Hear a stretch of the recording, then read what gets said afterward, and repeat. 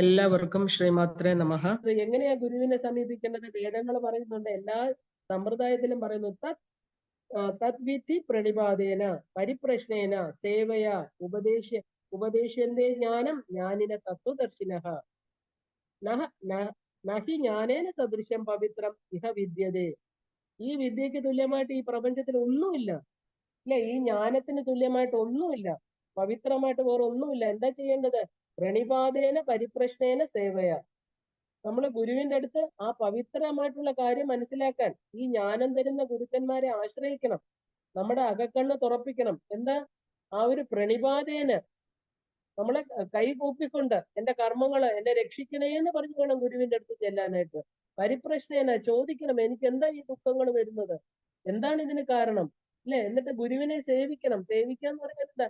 ഗുരുവാക്യങ്ങളെ അനുസരിക്കുക, ഉപദേശത്തെ.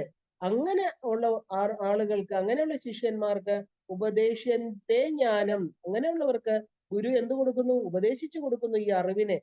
അപ്പൊ ജ്ഞാനിനെ തത്വദർശിനഃ, ജ്ഞാനത്തിലൂടെ നമ്മൾ എന്തായി? തത്വത്തെ ദർശിച്ചു, അല്ലെ?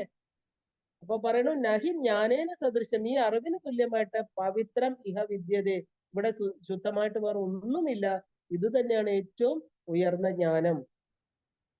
ഈ ജ്ഞാനം തരുന്ന ഗുരുക്കന്മാരെ ആശ്രയിക്കുക, അല്ലെ? അവര് നമ്മുടെ അകക്കണ്ണ് തുറപ്പിക്കും. സ്വപ്നത്തിൽ നിന്ന് ഉണർത്തി നമ്മൾ ഉത്തിഷ്ഠത, ജാഗ്രത, പ്രാപ്യവരാ, നിബോധത, ആ ഉപനിഷത്ത് വാക്യത്തെ, അല്ലെ? ആ പ്രാപ്യ വരാൻ, എന്താണ് പ്രാപ്യ വരാൻ? ജ്ഞാനം, അല്ലെ? ഗുരു പ്രാപ്യ എന്ന് പറഞ്ഞാൽ എന്താ? ഗുരുവിനെ പ്രാപിക്കണം. ഉണരേണ്ടതിനെ ഉണർത്തണം, ഉണർത്തിയാലും അറിയേണ്ടതിനെ അറിഞ്ഞാലും. ബോധപ്രദാഭ്യാം മോക്ഷദാഭ്യാം.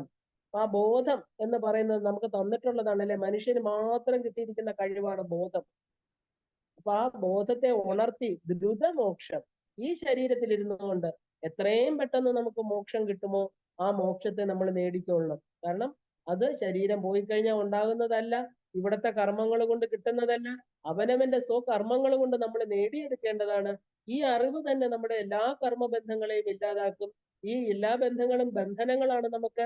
കാരണം ശരീരം എന്ന് പറയുന്നത് ഒരുപാട് പാശങ്ങൾ കൊണ്ട് കെട്ടിയിട്ടിരിക്കുകയാണ് നമ്മുടെ മനസ്സുകൊണ്ട്.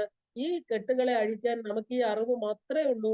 ഈ അറിവ് കൊണ്ട് നമ്മൾ ഈ കെട്ടുകളെ അഴിച്ച് നമ്മൾ ഇവിടെ ഇപ്പോ നമ്മൾ അസ്വതന്ത്രരെന്ന് വിചാരിക്കുന്ന നമ്മൾ എല്ലാവരും തന്നെ ഈ ജയിലിൽ നിന്ന് മുക്തമാകും.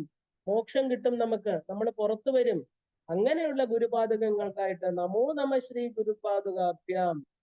അങ്ങനെയുള്ള ഗുരുവിനെ നമ്മൾ നമസ്കരിക്കണം. ആ ഗുരുവിനെ നിന്ദിക്കരുത്, ഗുരു പരമ്പരയെ നിന്ദിക്കരുത്.